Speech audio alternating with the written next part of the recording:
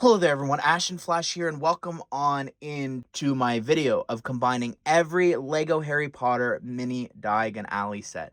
I think that's what we should call it, because we've got obviously the ones that have the base plates and then the other ones that are the micro scale ones, and then we've got these that we've been getting for 4 years, which is actually unlike a lot of other things that other themes do. A lot of times they only last 3 years. That's the same across other themes, not just Harry Potter, Star Wars, Marvel, all that stuff. So it's great to see us still getting this in a 4th year. I'm also like right at the edge of my paper here. I'm going to ruin the immersion for you, literally just inching back a little bit, and you can already see the ends here. I mentioned that because that means that literally one more year of just any shop, and I have to film upstairs, but I really want to use the white backdrop for this because obviously it looks nicer, and there's no table with lines in and everything, which you might have seen those lines in the most detailed Hogwarts Castle combining video we just released yesterday. But anyways, this is crazy. I'm also cheating a bit because I'm using the ice cream shop to have this angle here, and specifically we have Nocturne Alley over there with the Borgin Burkes, which is meant to be in the alleyway. Also, this technically over here does not have an official connection point. I've just kind of made this angle there in the middle, which I think looks really nice because really all of the shops are supposed to be going towards Gringotts, which we haven't gotten yet. And I'll talk about the shops that I think we'll be getting next at the end of the video, but let me show you what I've done here. All right, so here's all the shops separated into the individual modules. So these two are together, these two are together, these two are together, and then these three. And then in the back, we've got a promo, which has now since been like replaced and upgraded with the actual Nocturne Alley. So just to go through these two shops, the Weasley's Wizard Wheezes and the Owl Post set, these two together, $90. Ollivanders and Madame Malkin's here together, $90 as well. All 4 of these shops are retired, so you can't get them anymore. You'd have to get them on the aftermarket. We have the Quality Quidditch Supply and the Ice Cream Parlor here. New for last year, up $10, now $100. And then somehow these 3 here, $120. If I look at the piece count, I don't have all the figures and all the different builds in front here, but just to tell you, the Nocturne Alley set has 788 pieces. The Quality Quidditch Supply one, that has 795. So I know prices went up, but it should not have gone up $20. So what you saw before, all of them combined and connected, is going to cost you $400. That is the same price that the original Diagon Alley set released for. It's since gone up to $450. But that is crazy to think about here. And I know that obviously like inflation has started to impact like this one specifically, and then this one for sure. The big one has 6 shops plus the daily profit. So we'll say 7, but here you have 8. So just keep that in mind if you're trying to compare as well. So 8 shops versus 7. So here is the shops all combined and connected. I've moved the Nocturne Alley spot there since it sort of does belong next to the Wizard Weasley shop, but there's a few entrances to Nocturne Alley. I was going off of earlier in the other image based off the micro scale setup and everything. But anyways, here's all the shops together. Again, Nocturne Alley in the back, but these are all the Diagon Alley shops side by side. Also, just want to show you, because of the ice cream shop, what you're able to do is actually angle the entire thing here.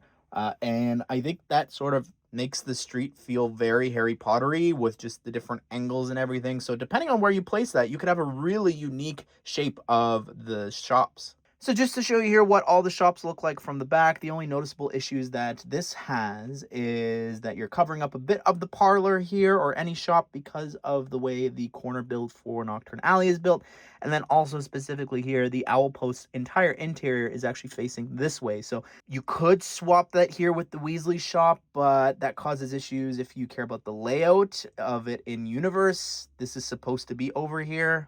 Another way to display this would be actually having it, again, like we've talked about, actually pointing towards Gringotts. So you could have shops on both sides. The issue with that is that some of the signs are now facing the other way. A lot of them are easy to actually turn around, but some of the other ones, you'd actually have to like rearrange the builds. But I think this looks quite nice. It's not as nice as like the Hogsmeade shops or the Diagon Alley ones, because they have the base plate and they've got like a bunch of studs and cobblestone actually coming out, and this is missing that, I think, a little bit. But what's interesting about the size and dimensions of these, you can actually connect this to the mini Marvel modular buildings. We talked about that in one of the previous Marvel combining videos. But if you want to, look, you could even have like a little alleyway that leads into the wizarding world, which is why we need a leaky cauldron. But also, surprisingly, it can even accommodate the Nocturne Alley corner buildings going back. So I don't really know what to do with this, to be honest. Like, yes, it can connect, and I guess you could have it be a part of the Borgin Burkes store. Like, it's even got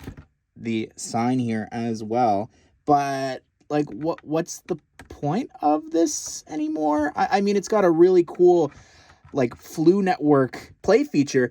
A lot of what's included here, like the Hand of Glory here, is actually included inside of the new shop. So yeah, if you could attach this like here on the side, that would be neat, I guess, which you could easily modify. But I don't know, there's just no use for this anymore. And that was a promo when you purchased the Burrow, which I guess you could pretend is sort of supposed to be like a diorama of when Harry travels to Diagon Alley and diagonally, you know, so I don't know. So if you haven't seen my review of the Nocturne Alley shops, which is really just one shop, I highly recommend checking that out so you could see the set in more detail. But this plays a very important part of that set and just the future of this because of how this is built. You could see you've got connection points on the sides here to put this in between the shops, but then over here in the back, this is how we've been connecting Nocturne Alley the whole video, which I think looks really nice, especially when you look at the Weasley shop, just having that in between, like we see in the big set, I think is very fun. They've just moved Borgin Burkes in the micro scale set, which I think is interesting. So something interesting to keep in mind in terms of where shops are located and how you maybe want to display it is the fact that we've got actually 3 corner buildings. This can transform from a flat building to a corner here.